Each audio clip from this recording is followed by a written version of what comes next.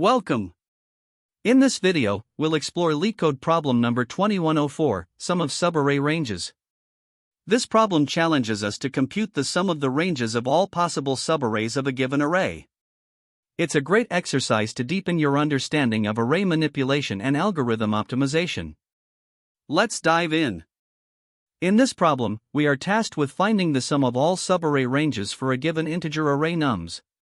A subarray is defined as any contiguous, non-empty sequence of elements within the array. The range of a subarray is the difference between the maximum and minimum elements in that subarray. Our goal is to calculate this range for every possible subarray in nums and return their total sum as a single integer. The input will be an array nums, and the output will be a single integer representing this sum.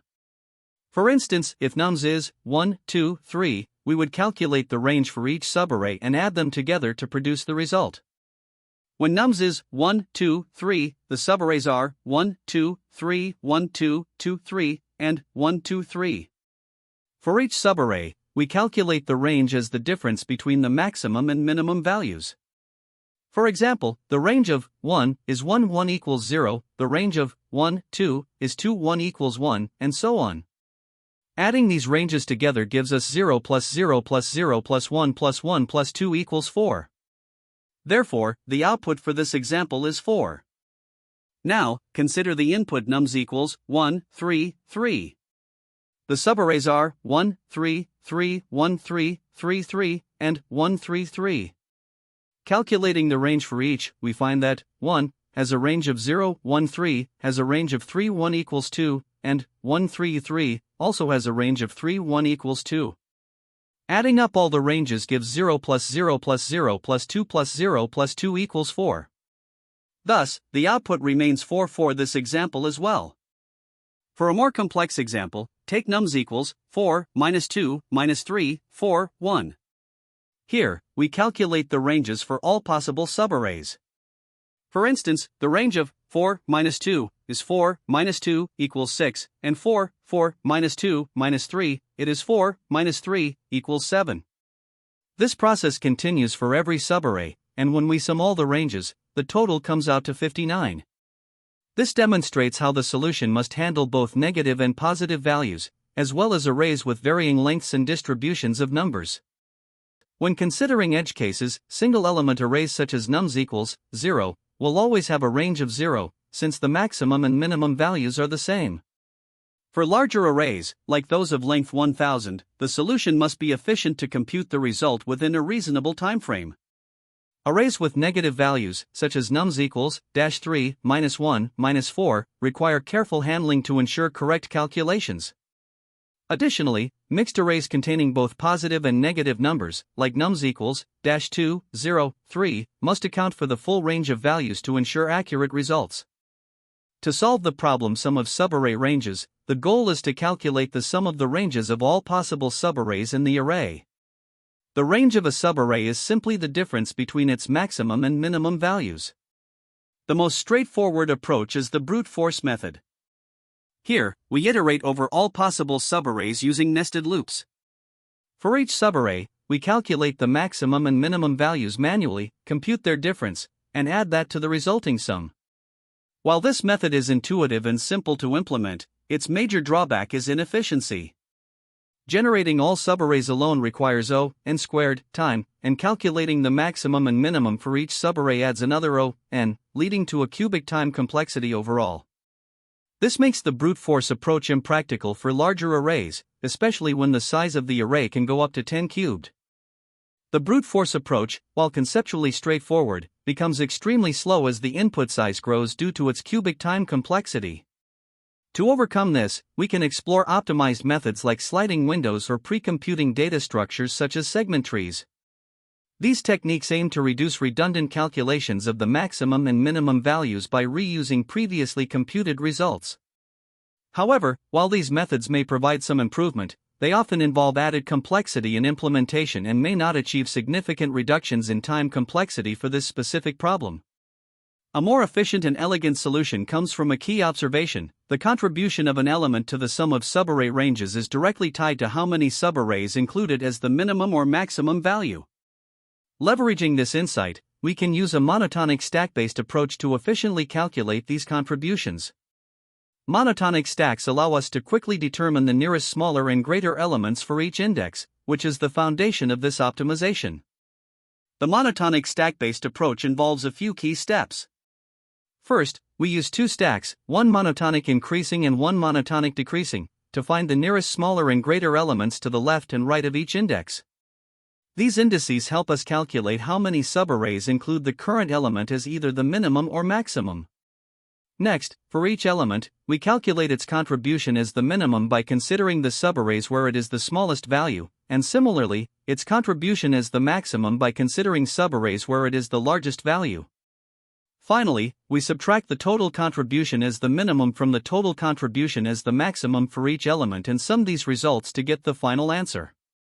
This approach is highly efficient, with a time complexity of O(n), as each element is pushed and popped from the stack at most once. It also has a space complexity of O(n) for the stack. The primary advantage here is that we avoid redundant recalculations of maximum and minimum values, making this approach much faster than brute force. For this problem, the stack-based monotonic optimization approach emerged as the chosen strategy. It provides an optimal solution with a linear time complexity of O(n), while being elegant and efficient in its use of monotonic stacks. Although the brute force method is easier to understand, it is computationally infeasible for larger input sizes. Similarly, while sliding window or pre-computing techniques show promise, they introduce unnecessary code complexity without significant performance improvement for this specific problem. The stack-based method strikes the perfect balance between clarity and efficiency. However, it is worth noting the trade-offs.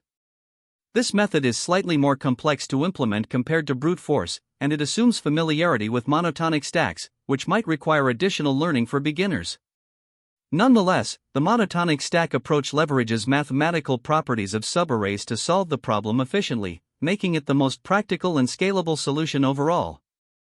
The problem we're tackling involves calculating the sum of the ranges of all possible subarrays of a given array, nums.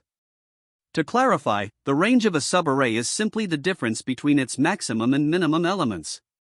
However, since we need to consider all possible subarrays, a direct approach becomes computationally expensive.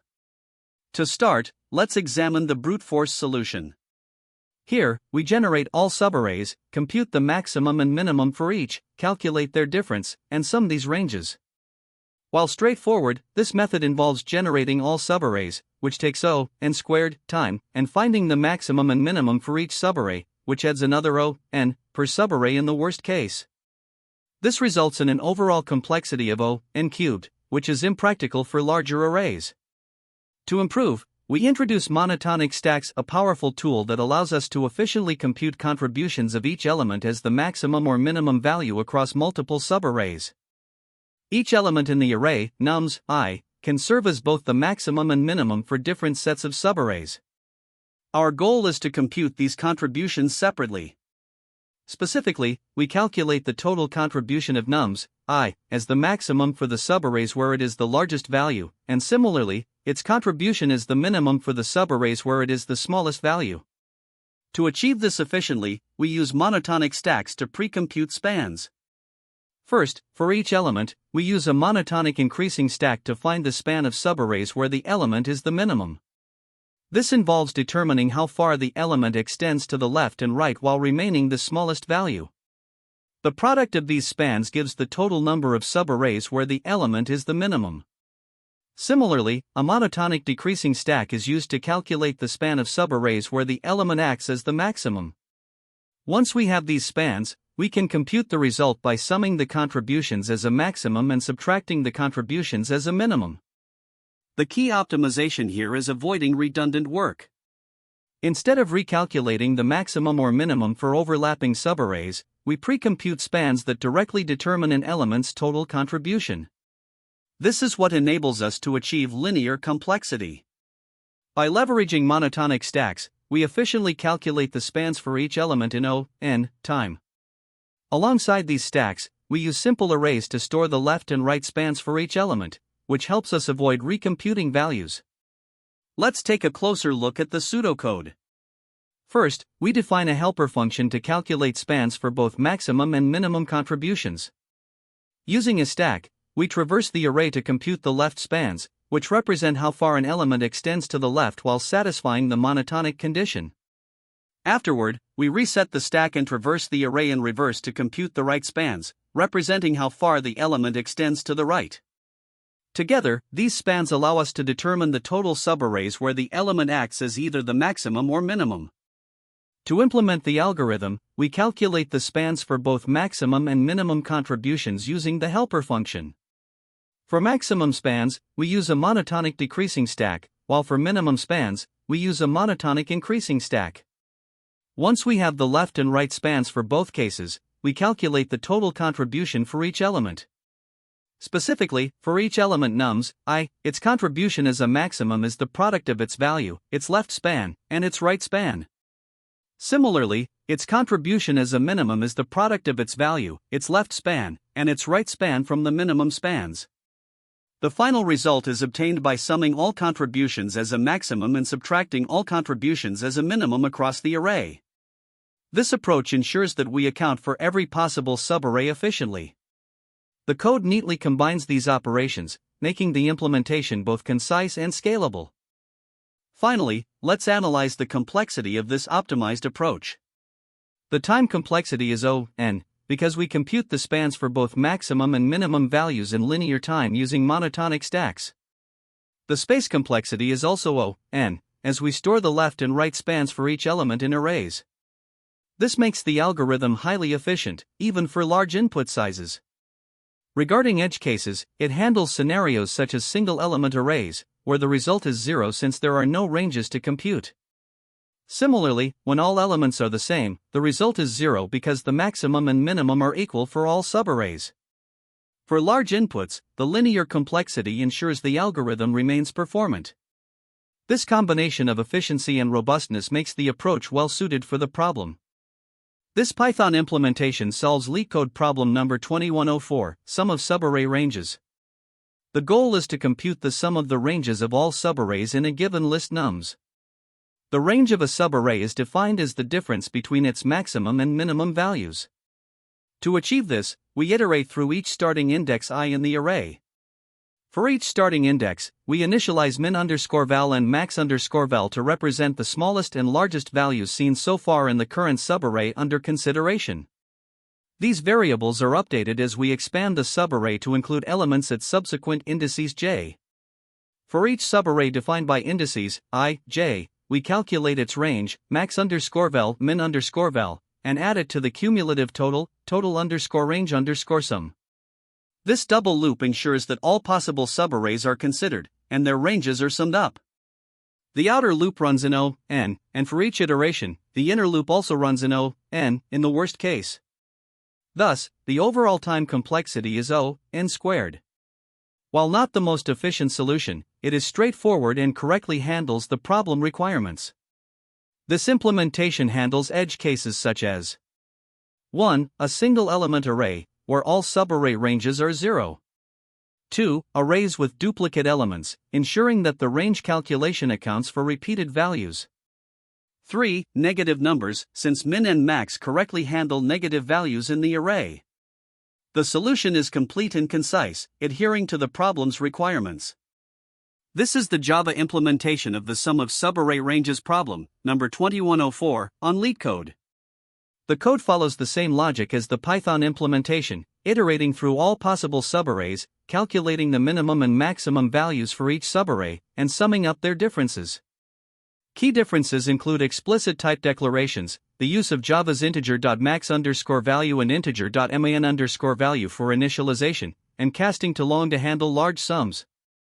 The implementation ensures clarity and correctness while adhering to Java conventions.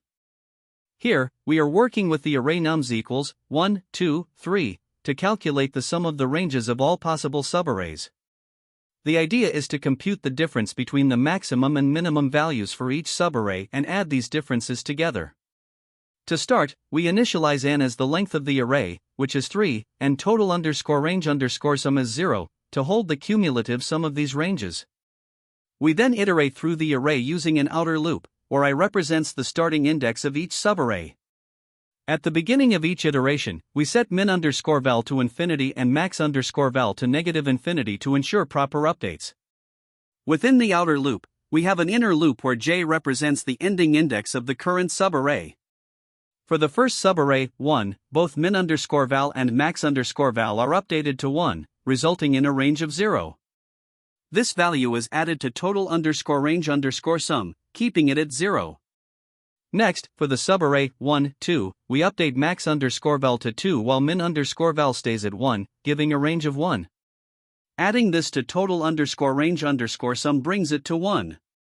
Finally, 4, 1, 2, 3, max_val becomes 3, and the range is 2, which increases total_range_sum to 3.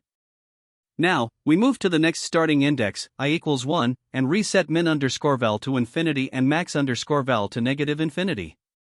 For the subarray 2, both min_val and max_val are updated to 2, so the range is 0, and total_range_sum remains 3.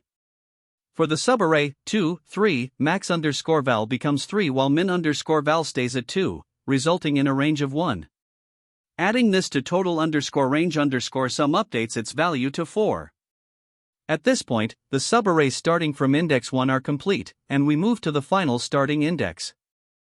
In the final outer loop iteration, when I equals 2, the only subarray to consider is 3. As before, we initialize min_val to infinity and max_val to negative infinity. Both are updated to 3 for this subarray, giving a range of 0. Adding this to total_range_sum leaves it unchanged at 4. With no more subarrays to process, we conclude that the total sum of subarray ranges for nums equals 1, 2, 3 is 4.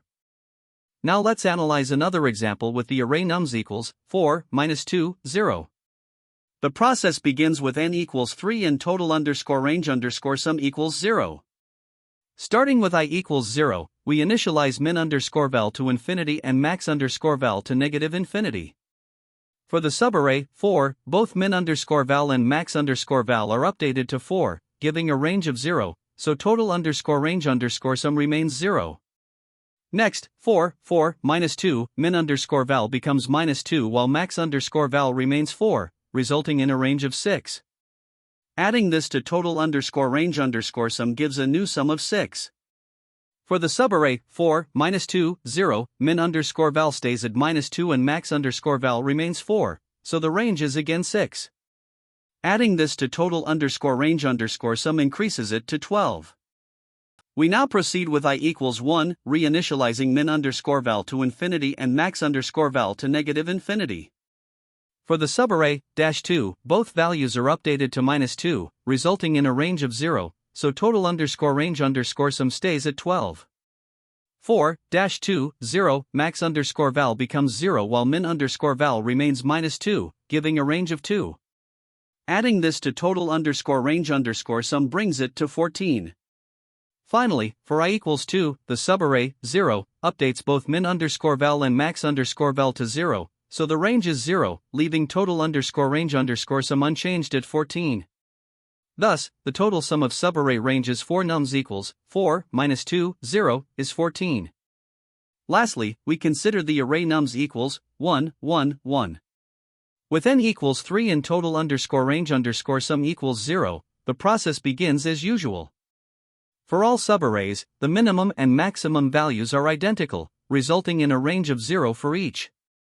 Specifically, the subarrays 1, 1, 1, and 1, 1, 1 all yield a range of 0. Similarly, for the outer loop iterations with I equals 1 and I equals 2, each subarray also results in a range of 0. Consequently, total_range_sum remains 0 throughout. The total sum of subarray ranges for nums equals 1, 1, 1 is therefore 0. In this problem, the time complexity is driven by the nested loop structure used to calculate the sum of subarray ranges. First, the outer loop iterates over each starting index I of the subarrays. This loop runs n times, where n is the length of the input array nums. Then, for each value of I, there is an inner loop that iterates from index j equals I to j equals n1. The number of iterations for the inner loop decreases as I increases. For example, when I is 0, the inner loop runs n times. When I is 1, it runs n1 times, and so on, until I reaches n1, where the inner loop runs just once. This nested loop structure is the foundation of our time complexity analysis. To calculate the total number of iterations for the nested loops, we sum up the iterations across all values of I. This results in the series n plus n1 plus n2 plus 1. The sum of this arithmetic series is equal to n asterisk n plus 1/2, which simplifies to O n squared. Within the inner loop, we perform several constant time operations. Specifically, the min and max functions each compare two values, making them O1 operations. Similarly, computing the range using max_val, min_val, and updating the total sum are also O1 operations. Since the work done in each inner loop iteration is O1, the overall time complexity of the solution is determined by the number of iterations, O n squared, iterations asterisk O1, work per iteration, which results in a total time complexity of O n squared. Now, let's consider the space complexity of the solution. The algorithm primarily uses the input array nums, but since this is part of the input and not additional storage, it does not contribute to extra space usage. Instead, we look at the auxiliary variables used in the algorithm. These include scalar variables like n, total_range_sum, min_val, and max_val. Each of these requires a fixed amount of memory, making their combined space usage O1. Additionally, the algorithm does not employ any extra data structures, such as lists or hash maps, to store intermediate results. Without any dynamic memory allocation for additional structures, the overall space complexity remains constant at O1. When comparing this approach to more optimized methods, it becomes clear that the current implementation is a straightforward brute force solution. This is because it explicitly computes the range for every possible subarray using nested loops without leveraging any advanced techniques. In contrast, optimized algorithms using monotonic stacks can calculate the contribution of each element to the sum of ranges in O(n) time by avoiding redundant computations. It's also worth noting that the time complexity of this solution remains O(n squared in the best, average, and worst cases, as the algorithm processes all n asterisk n plus 1/2 subarrays regardless of the input. To summarize, the implementation has a time complexity of O(n squared and a space complexity of O1. While it is simple and easy to understand, it is computationally expensive for large arrays, especially when n approaches the upper constraint of 10 to the power of 4. More efficient methods can significantly reduce the computational cost in such scenarios. One common mistake when tackling this problem is relying on nested loops for a brute force solution. This involves generating every possible subarray with two nested loops and then using a third loop to find the maximum and minimum in each subarray. While this approach is straightforward, it has a time complexity of O(n cubed, which becomes impractical for larger arrays and will likely exceed time limits during execution. Another frequent issue is misunderstanding how each element contributes to the overall sum of subarray ranges. Instead of overcomplicating the solution, you can use efficient stack-based approaches to calculate these contributions directly. Additionally, incorrect handling of edge cases is a pitfall to avoid. For instance, single-element arrays, arrays with duplicate values, or arrays where all elements are identical need special attention to ensure correct results.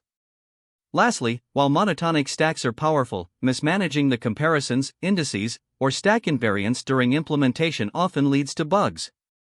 Carefully maintaining the stack logic is essential for accuracy and efficiency. In some programming languages, like Java, integer overflow can cause unexpected results when summing large ranges. This is especially true when working with massive datasets. To avoid this, consider using long data types or other techniques to safely handle large numbers.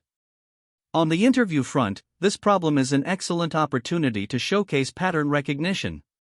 It's a classic example where monotonic stacks optimize range computations, and mastering this pattern will help you in other problems involving subarray maximums, minimums, or ranges.